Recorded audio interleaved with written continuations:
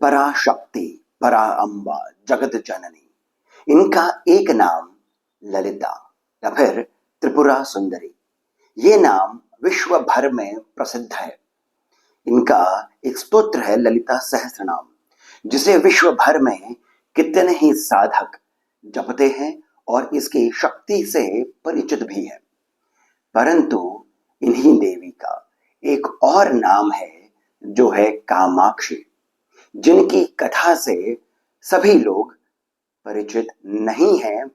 बहुत से व्यक्ति कम से कम उत्तर भारत में तो इस कथा से, इनके इस रूप से अनभिज्ञ हैं। आज की जो ये कथा है, ये जो वीडियो है, इन्हीं देवी कामाक्षी के बारे में है। देवी कामाक्षी ही मीनाक्षी हैं, यही कामाख्या हैं, यही पराम्बा दुर्गा भी हैं।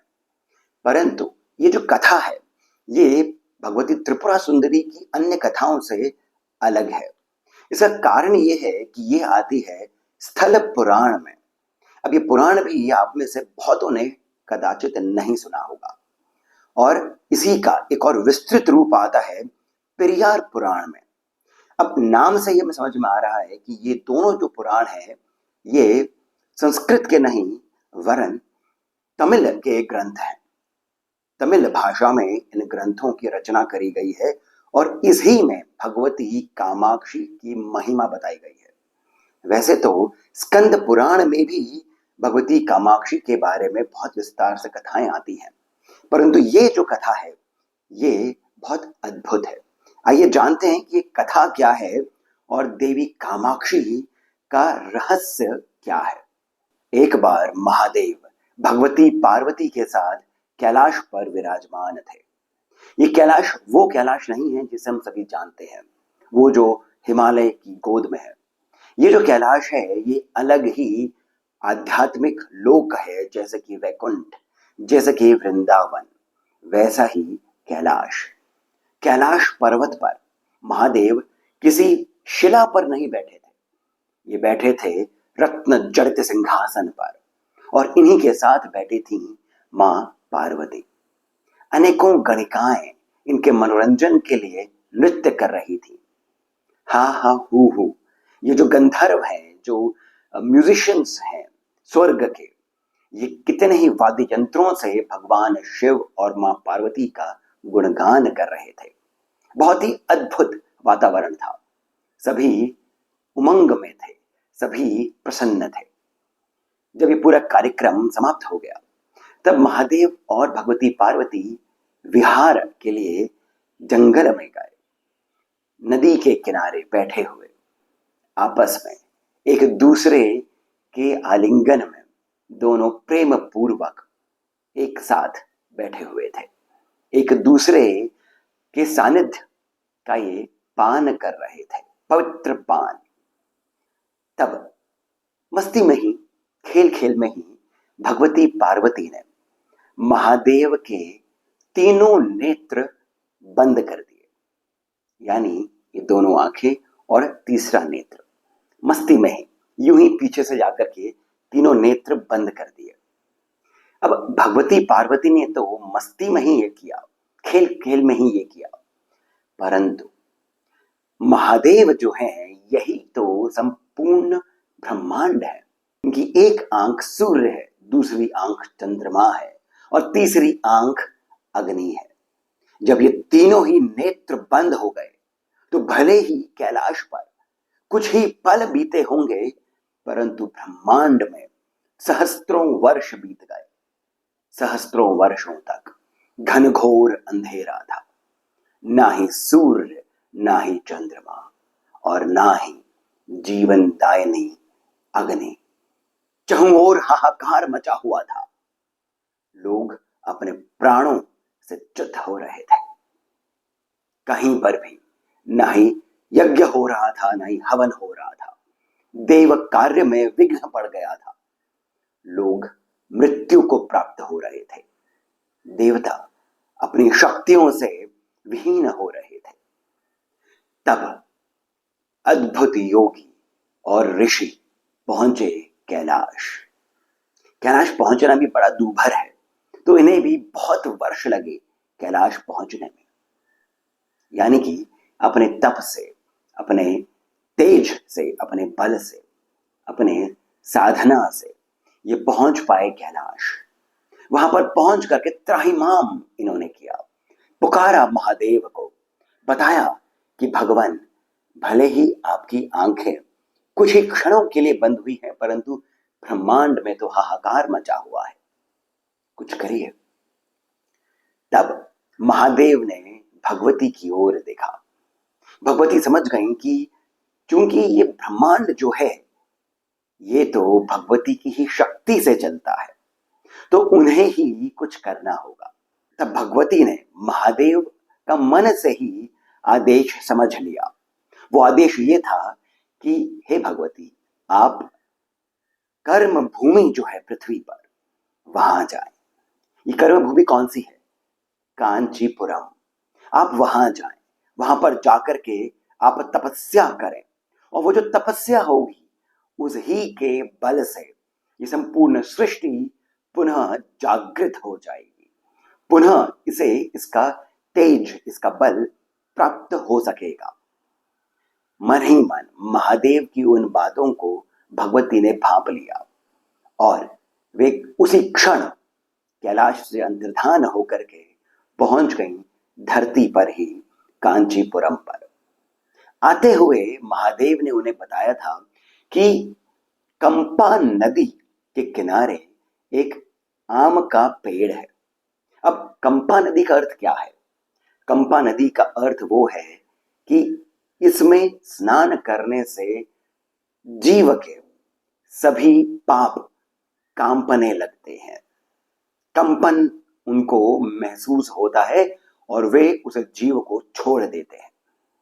इसी कारण इस नदी का नाम पड़ा कंपा। अब इस कंपा नदी के तट पर स्थित एक आम का पेड़ है, आम्र का पेड़ है, जिसे कई विद्वानों ने कांची का पेड़ भी बताया है। अर्थात ये कि कांचीपुरम जो है वहां पर बहुत सारे पेड़ हैं, उनमें आम के जो पेड़ हैं, जिन्हें जो विद्वान है उन्होंने कांची बताया है, और इसी से उस शहर का नाम कांचीपुरम पड़ा है। आप इस नदी के तट पर स्थित वो जो आम का, आम्र का, कांची का पेड़ है, उसके नीचे बैठ करके तपस्या करें, और जब समय आएगा तब आप ही के तेज से ये संपूर्ण विश्व पुनः जाग उठेगा। भगवान महादेव की बातों को मन ही मन समझ करके भगवती पार्वती पहुंची कांचीपुरम। कंपा नदी के तट पर उन्होंने उस पेड़ को देख लिया। वहां से ही, यानी कि कंपा नदी के मिट्टी से ही उन्होंने एक शिवलिंग बनाए, और वे वहीं पर ही वर्षों तक तपस्या करती रही। फिर एक दिन महादेव ने भगवती पार्वती की तपस्या की परीक्षा लेने हेतु कंपा नदी में बाढ़ उत्पन्न कर दी।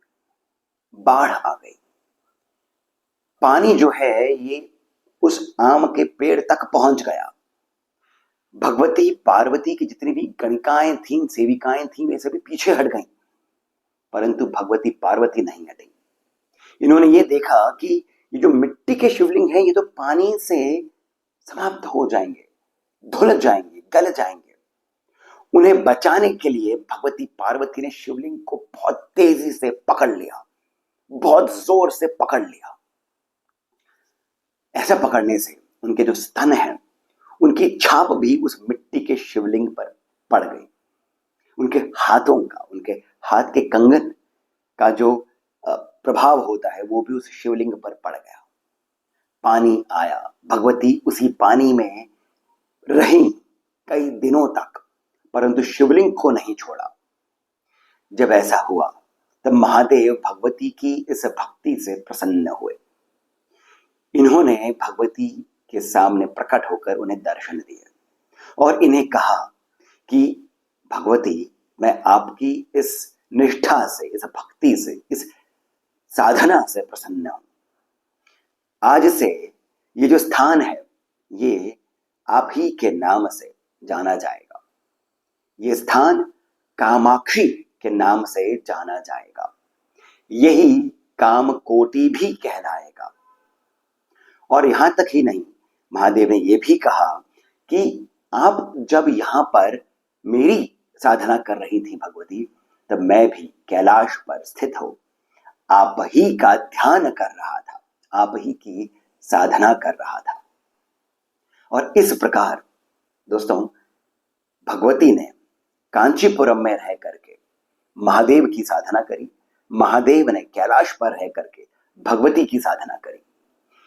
और इसी कारण वो जो स्थान है कांचीपुरम का, वो जो मंदिर है जहां पर आज भी वो आम्र का पेड़ है, वो कहलाया कामाक्षी, कामाक्षी का मंदिर। और वो जो शिवलिंग है वो आज भी है, और चूंकि वो एक आम के पेड़ के नीचे स्थित है, उसका नाम पड़ा एक आम्रेश्वर, यानी उस लिंग का नाम है एकाम्बरेश्वर लिंग।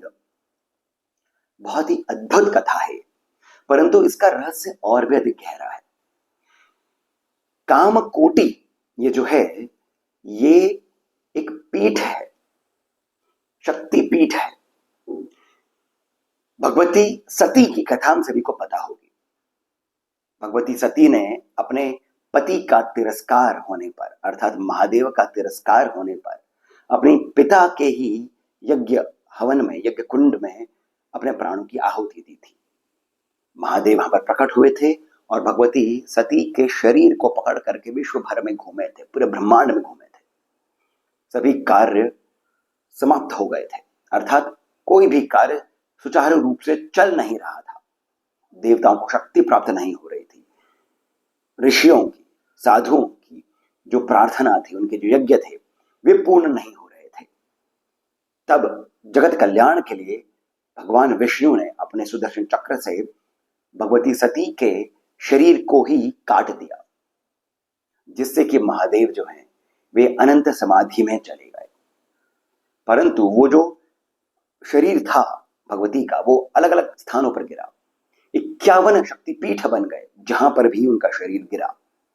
ऐसा कहा जाता है कि इस स्थान पर, कांचीपुरम का ये जो एकाम्बरेश्वर लिंग है, इस स्थान पर भगवती का अस्थि पंजर गिरा था, अर्थात स्केलेटन, हड्डियां, अस्थि पंजर गिरा था।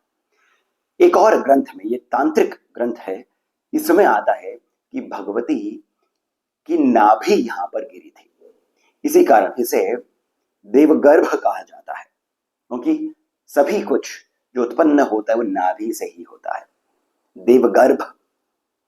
और यहां पर ये जो नाभि गिरी है, इसी कारण इसका नाम कांचीपुरम पड़ा है, क्योंकि संस्कृत में कांची कटि प्रदेश को भी कहते हैं, अर्थात कमर का जो स्थान होता है, वहां पर जो एक आभूषण पहना जाता है, जो स्त्रियां एक आभूषण पहनती है कमर पर, जो नाभि से होता हुआ जाता है, उसको भी कांची कहते हैं।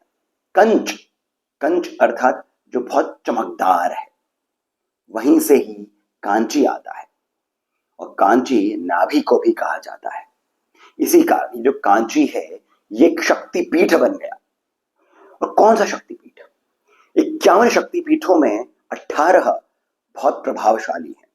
इन 18 में से भी 3 ऐसे हैं जिनका स्थान उच्चतम माना जाता है। एक है कामकोटि पीठ, एक है जालंधर पीठ, और एक है उद्यान पीठ। ये जो कामकोटि पीठ है, ये भगवती ललिता त्रिपुरा सुंदरी का जो पंचदशाक्षरी मंत्र है, उसी का वाग्भव कूट है ये कामकोटि पीठ। ये उसी को दर्शाता है, वाग्भव कूट को। वाग्भव कूट अर्थात वाक, जिससे सारा संसार बना है। वाणी, वाणी के कंपन से, उसके वाइब्रेशन से मैटर का क्रिएशन हुआ है। तो अब आप समझ सकते हैं क्या महात्मा है कामाक्षी का, भगवती कामाक्षी का, उस कामकोटि पीठ का, वाग्भव कूट का, और इस पूरी कथा का।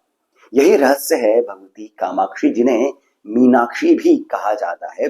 यही पूर्व में, उत्तर पूर्व में जो कामाख्या, जो देवी का मंदिर है, वो भी इन्हीं की शक्ति उन्हें माना जाता है। भगवती दुर्गा भी यही है। तो आशा करता हूं कि आपको ये कथा, ये रहस्य सुंदर लगा होगा, लाभप्रद लगा होगा। इससे हमें ये भी समझ में आता है कि दक्षिण और उत्तर का कोई ऐसा भेद कभी नहीं रहा है।